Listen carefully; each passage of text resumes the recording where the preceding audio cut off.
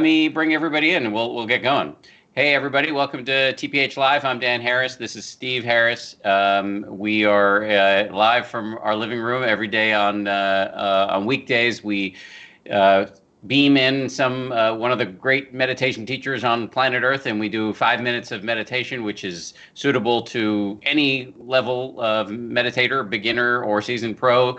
And the goal here is really to give you a sanity break and also to create a sense of community at a time when a lot of us feel disconnected. So that having been said, let's bring in our teacher du jour, Sumi Loundon Kim, who's coming to us from the area either in or around New Haven, Connecticut, where she's the Buddhist chaplain at an obscure university called Yale University. And she's also written a couple books. One of them is called Sitting Together, and that's about meditation for families. And years ago, she wrote Blue Jean Buddha. So, Sumi, did I get all that right? Sure you did. Thank you so much for that great intro. My pleasure. The church bells are ringing every day at this time. Our colleague Liz says it sounds like there's an ice cream truck rolling through my apartment at this time. And you wanted to talk about how quarantine is the perfect time to work on family dynamics. Say more, please. Yes, the perfect time. Okay. Well, I am self-isolated with my spouse and 2 children and 2 cats, and we are living together 24/7. It's now coming up on 2 months, and we will surely go into a third month, who knows for how much longer. And because we're with each other all the time, any kind of long-standing family dynamic, habit pattern, what have you, now has the opportunity to play out more frequently. So if we were having difficulty with something once a week, now it can happen every day. And because we are in such a strange situation, in such an intimate situation, those dynamics are also intensified. We are maybe a little more sensitive, a little more edgy, maybe we're not feeling quite right. And so if something erupts, we're all feeling it more and more often. So these family dynamics are getting amplified. And I realized recently that this has put us in something of a kind of family dynamic Groundhog Day, where we could replay and repeat these dynamics over and over again. But if we be like Bill Murray and bring some mindful awareness to what's happening, we might have the opportunity to interrupt those patterns and maybe do something differently and begin to potentially resolve some of those long-standing patterns. And I might add that the weirdness of our situation also creates new family dynamics that we may need to pay attention to. So to give you an example of how I've been working with this recently, I'll share what's happened with my daughter.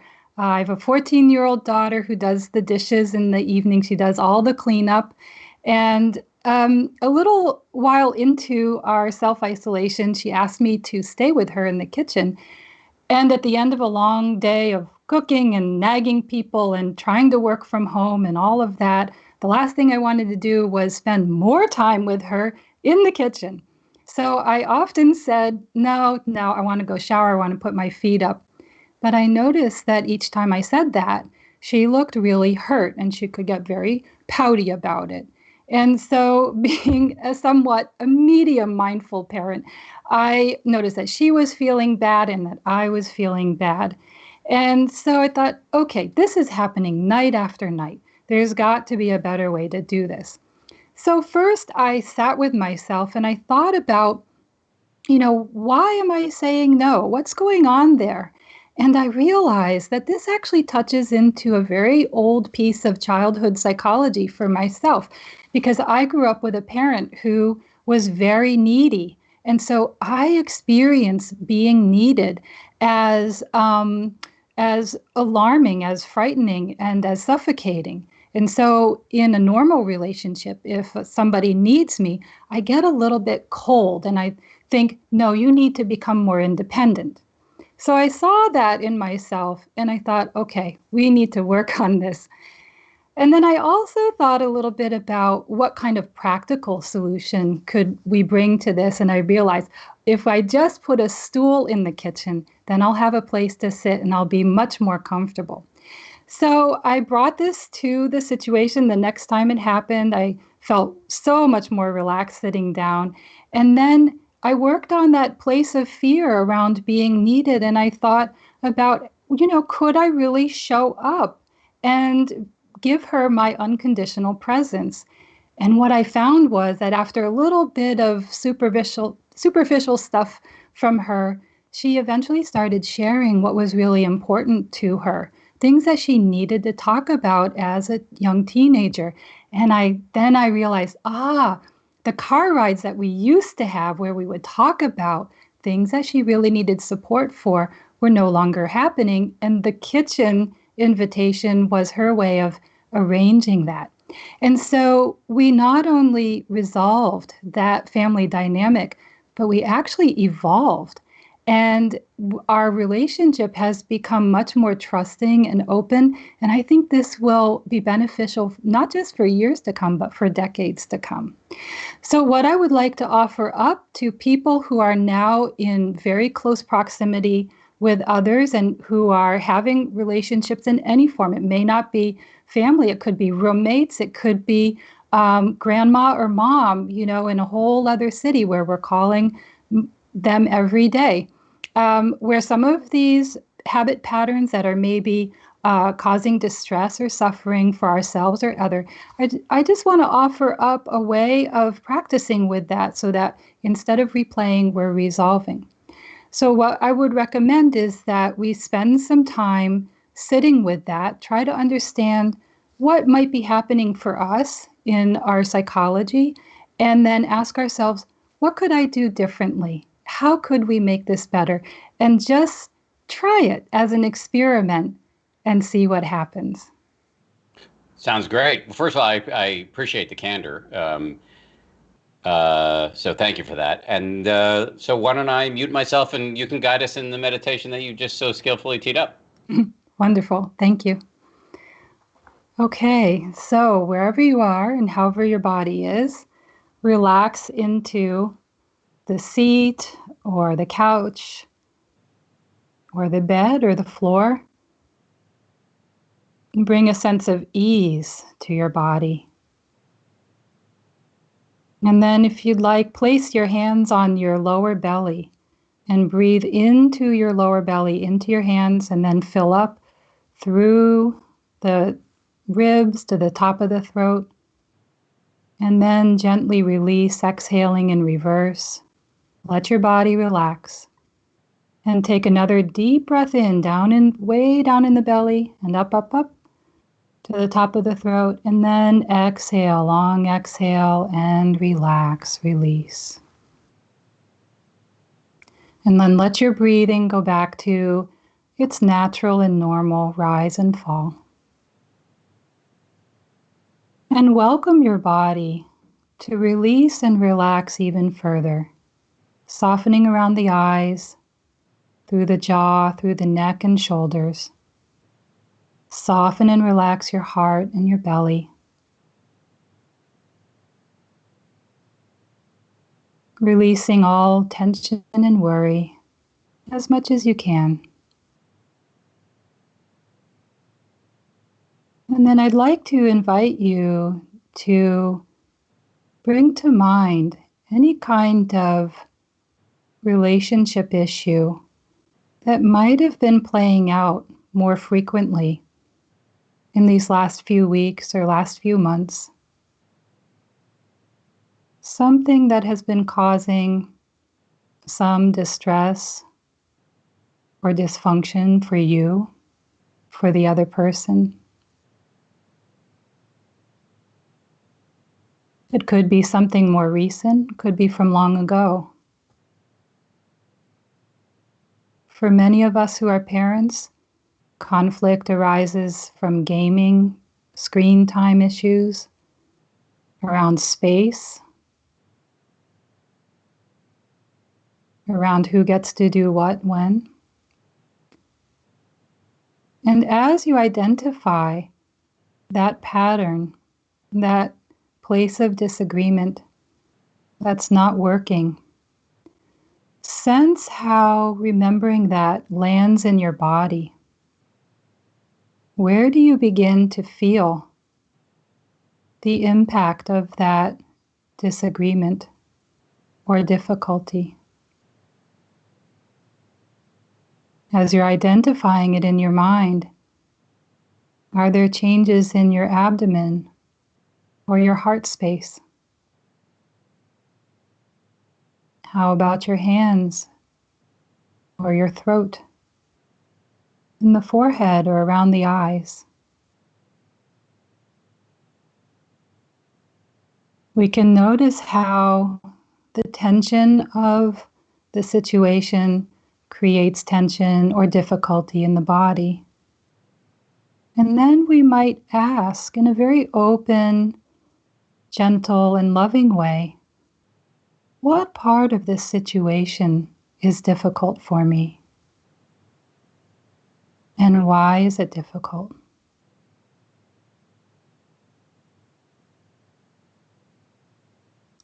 There might not be an immediate answer. Sometimes these issues are very deep, and it's hard to see what's coming from where. But just asking the question as an invitation really opens up the possibility of having some insight at a later time. And then ask yourself, how could I do this differently? What could we change in a pragmatic, simple way? And what could I change in my heart or in my psychology? What might I say or do differently the next time that this happens? Again, no answers might come to you right away. But just asking the question may give you some resources and ideas later.